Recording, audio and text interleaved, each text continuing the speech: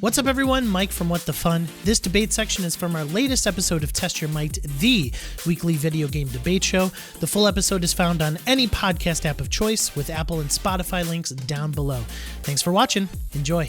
I don't know if you've heard, but the Great Mighty Pooh CONKER statue is coming out soon. I know, it's crazy. You didn't think it, you didn't see it coming, that's for sure. And 3 more of them are on the way. Which makes a lot of fans think, are they remaking it? Is there a sequel coming out? That's your debate. Should there be a Conker's Bad Fur Day sequel? Yes or no? Chris Clow, you get to decide. Would you like a sequel for Conker's Bad Fur Day or not? This is probably going to be a little bit surprising considering the first debate, but no, I don't think there should be. And there's a couple of different dimensions to that. The first is that Conker's Bad Fur Day came out at a very particular time when I feel like there was a greater sense of appetite for the type of game that it was on the platform that it was released for. You know, you're talking the N64 at the very end of its life cycle. And there were not an abundance of mature audiences games that had the kind of zany vibe that Conker's Bad Fur Day had. Maybe South Park, but I don't think that South Park was nearly as influential as Conker's Bad Fur Day, just because it's Rare. But that's the second point, is that Rare now is not what Rare was 25 years ago. There have been valiant attempts on Rare's part to create new games that take advantage of the platforms that they're on. I actually really like Sea of Thieves. I have had a lot of fun playing Sea of Thieves, but it doesn't seem like it necessarily captured a lot of other people's imaginations, which I was really bummed out by. Don't get me wrong. I do feel like that's a game that is absolutely worthy of people's times. It's ridiculously fun to play on drop-in, drop-out co-op. But it's also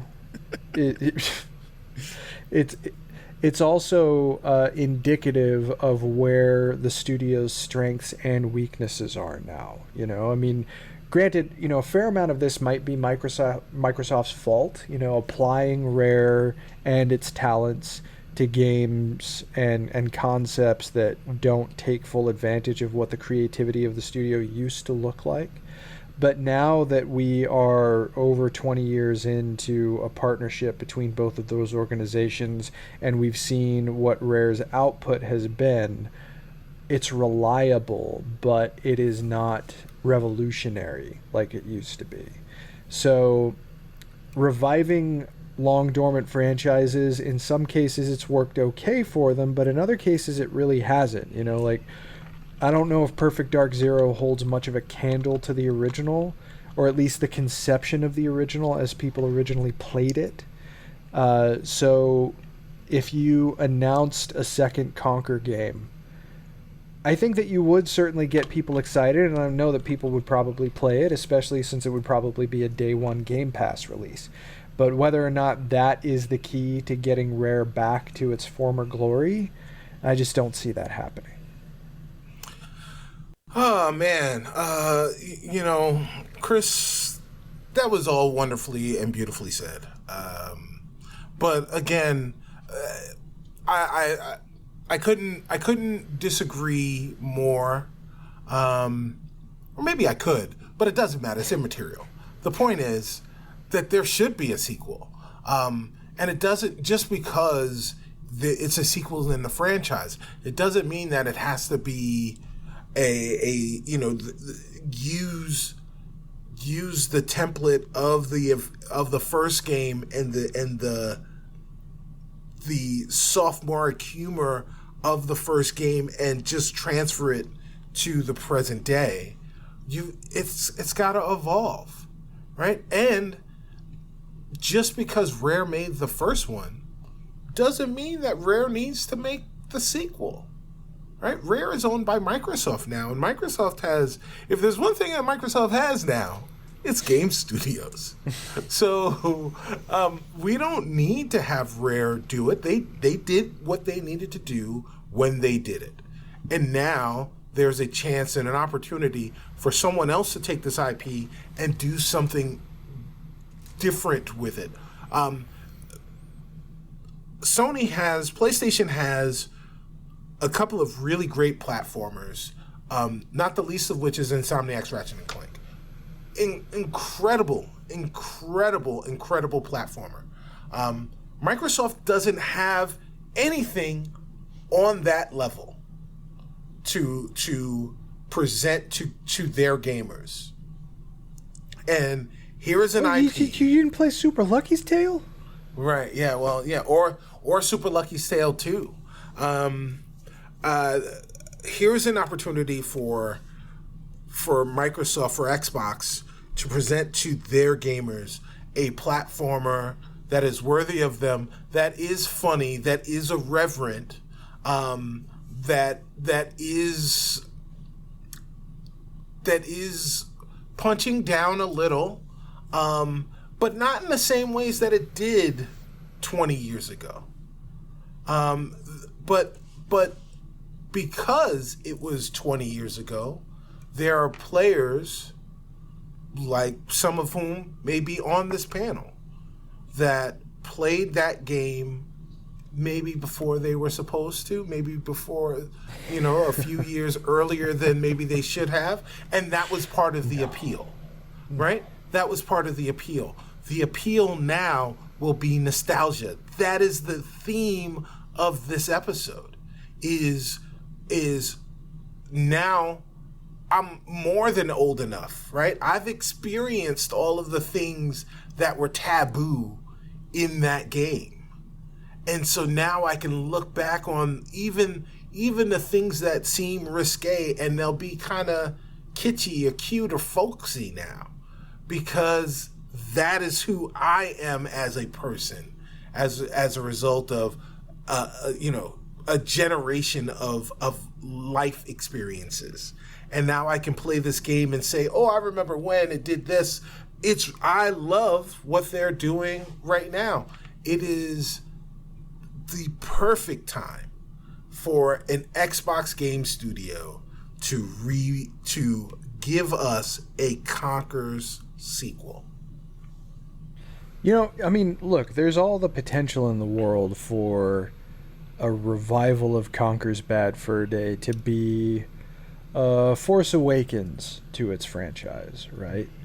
But there's also the potential for that franchise, or for a second game to be the Duke Nukem Forever of its franchise.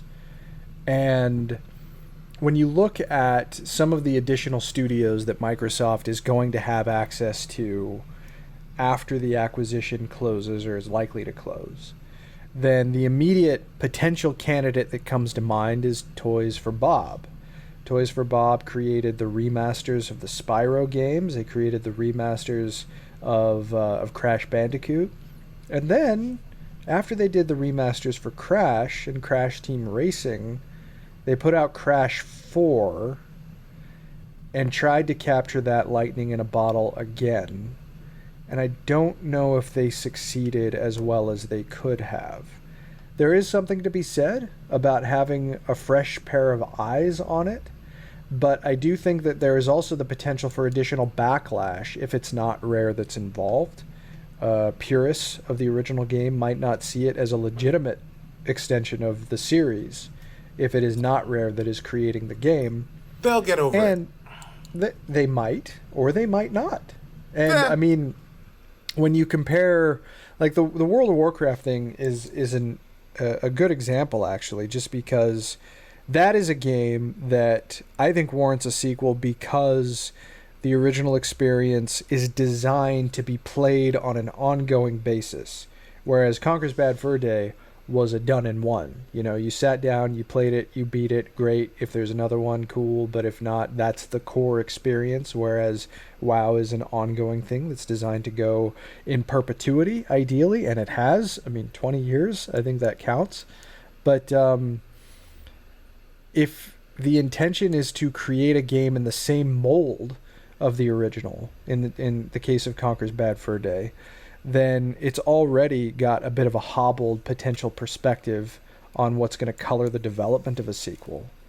And is it going to be as funny? I mean, that's an extraordinarily subjective metric to judge, but I mean, Conker's Bad Fur Day is a game that aims to be defined by its humor, and we just don't live in the same world anymore. It's not going to be nearly as shocking as the original game was, and there's a lot more subjectivity regarding how well that kind of humor hits, depending on the audience that it's tailored for. It just seems like there are far too many potential places to trip up. That if that was really something they wanted to do. That is why you don't associate it with Rare, and that is why you take it and you move it someplace else. Again, these are the reasons to make a Conker game. A sequel to that series is to show how you've evolved, to show how the humor has evolved, to show how the people that thought it was taboo then can sit back and laugh at the things that they thought were taboo back then, and then genuinely laugh at new things, new developments that have come up within comedy, within culture, that you can add to this game to make the game funny today. And you know, and like, yes, that is a challenge, that is a risk, but that's what making games is all about. Right? Sure, that's what but art, I mean, that is what art is all about. Is about finding a thing that saying a thing that hasn't been said before, or saying a thing that has been said before in a way that is so different that it almost becomes unique. And that I wouldn't look at Conker's Bad Fur Day as a title that has an abundance of artistic potency, personally. But, I mean, look, art comes in many different forms, you're right. Absolutely. But there's also just the potential that, we've actually seen something like this before in the cinematic world, where Dumb and Dumber set the world on fire in 1995, and then they did a stupid sequel that was, but then they actually brought the originals back. They brought the Farrelly brothers back, they brought Jim Carrey back, they brought Jeff Daniels back, and it was fine. But it doesn't hold a candle to the original. And I feel like a Conker's Bad Fur Day 2 would be a Dumb and Dumber 2. No, this is what we've got South Park: The Stick of Truth and South Park: The Fractured But Whole. Two similar games that came out, a few years apart. Like, we're not talking about the same gap, but both games hysterically funny for the genre that they were in. Not everyone's cup of tea. I don't expect Conker's Bad Fur Day or Conker's Worst Furrier Day is going to be everyone else's cup of tea. But those people that decide to brew those leaves and sip on that are going to have one heck of a time, because this game has grown up with them. They grew up playing it, and now the game has grown up with them. There was a game, God of War.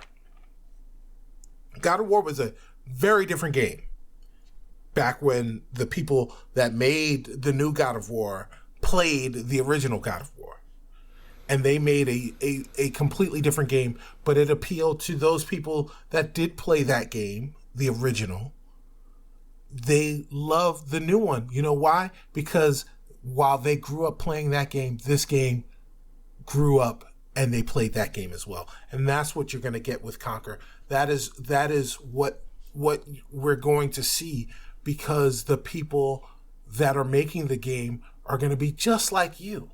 They're going to be those kids who played that game maybe a little scotch too early.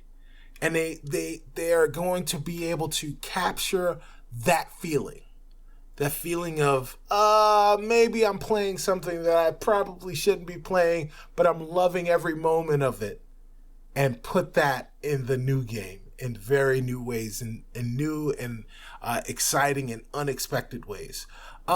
Think about, like, So, again, I said Rare can't make this game. What if Tango Gameworks made this game? These are the guys who made Hi-Fi Rush. Imagine, and Ghostwire Tokyo. Imagine a Conker game from one, from that publishing, from that development house. Like, just something really, really weird and off the wall. All right. Okay. You started that one, right, Chris? Yeah, he did.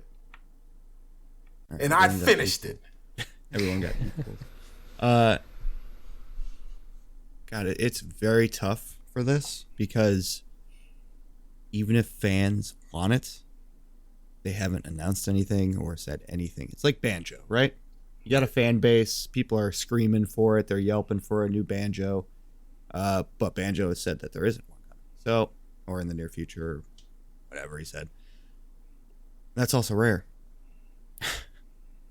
So you're sitting here looking at Conker, the little brother of Banjo, or the one that was looked at as a Banjo-like until they turned it into an adult game. And you're looking at a sequel / remake / new game, and it's got a fan base to support it. But the real question is that comedy, is it going to hold up? Is it going to be a mold that people like for a day and then it's over? Or is it going to be a God of War? And I think that was a strong point for you, Cicero, when you brought up God of War. I really do. I think that growing up with the nostalgia portion of it made you accept what it was today. And I think that really helps your argument. Cicero, I'm going to give this one to you. I believe that a sequel for Conker's Bad Fur Day could be in the future, hopefully. And if it is, I hope they put very, very delicate care into the creation of it, to make sure that it thrives as a WoW remake would, or a new WoW.